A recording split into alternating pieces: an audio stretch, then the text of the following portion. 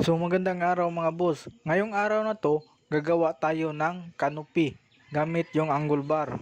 Paggawa ng trusses, pagwi-welding nito sa bakal ng poste, at paglalagay ng trusses para lalagyan ng bubong.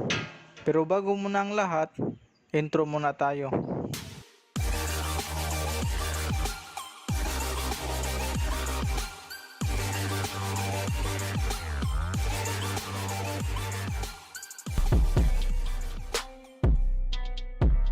So ito mga boss, bali pinanturahan muna natin ng red lead yung ating angle bar bago natin puputulin at i-welding.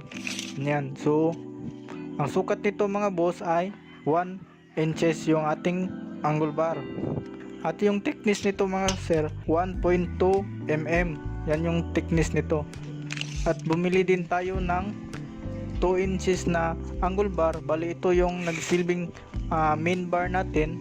So ang haba nito sa ilalim na 29 inches at yung halang naman is 30.5 inches.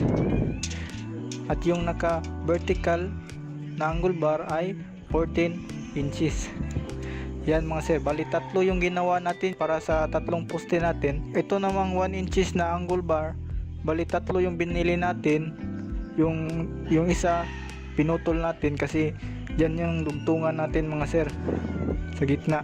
So pinatuyo muna natin yan mga 3 to 4 na oras.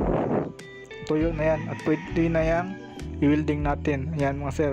So madali lang itong matuyo. At ito nga pala mga boss, napansin niyo yung dalawang butas na yan, yung sa itaas at sa baba. Gamit yung welding mga sir, linakasan natin yung amperahe para mabutas ito. Bali dyan natin ilalagay yung 12 mm na yung magsisilbing dugtungan natin doon sa bakal ng kulom. Ganyan. So ito mga sir, bali ito yung mangyayari mga sir. Yan, nagcut tayo ng maliliit na bakal, yung 12 mm, tapos dinugtong natin sa bakal ng kulom at saka dito sa angle bar natin. Ganyan. So dapat i-weld lang natin ng maayos ito mga sir para hindi malaglag yung ating trusses. Ganyan. So yung pinaka-importante nito ma-weld mga sir, yung sa itaas mga sir, kasi ito yung nagsisilbing main bar natin. Bali yung isa na lang hindi natin yung isa na lang yung kulang mga sir. Bali yung dalawang angle trusses na yan is na lagay natin at yung isa lalagay pa natin doon sa kabila. So dito muna tayo mga sir. Yan. So yan, so sobrang tibay ito ng mga sir. Yan. So napansin niyo yung dalawang bakal na yan, yung naka slant, yan yung nagsisilbing support or yung nagpipigil ng horizontal movement sa ating angle bar. Yan, nagsisilbing brace. Yan, itong dalawa to, ito yung nagsisilbing support para hindi gagalaw yung ating main trusses. Ganyan. So ini-weld lang natin yan ng maayos. Yan, doon maiksi lang yung sa baba kasi support lang naman yun. Ito yung main bar natin. Yan. So dapat na-weld yan ng maayos doon sa bakal ng kolom. So yan. So itong main bar mga sir, bali yung haba nito is 5 inches yung naka-oscillate. Bali 5 inches yung naka-oscillate. At yung dito naman sa itaas, yung naka-vertical na yan is 10 inches. Yan, papunta dito yan. So na-weld ko yan ng maayos. Dito naman maliit lang to, 3 inches lang ito. Yan, 3 inches by 3 inches. Support lang ito kasi para hindi gagalaw yung ating angle bar.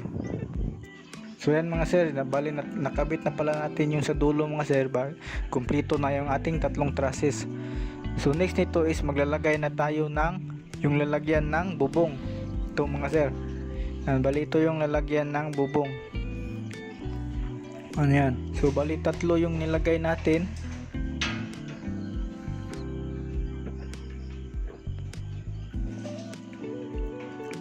Ganyan. So sa pag-welding mga sir, dapat naka-oscillate siya ng hindi masyadong level sa angle bar. Ayan, kasi yung sa ibaba mga sir pinatong natin at hindi naka-level sa angle bar.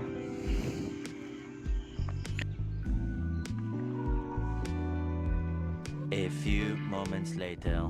Pasensya na kayo, hindi ko na videohan yung pagkakabit ng bubong kasi wala kasing maghahawak ng camera mga sir. Bale, yung ginamit naming text screw mga sir para hindi kami mahirapan is 1 inches.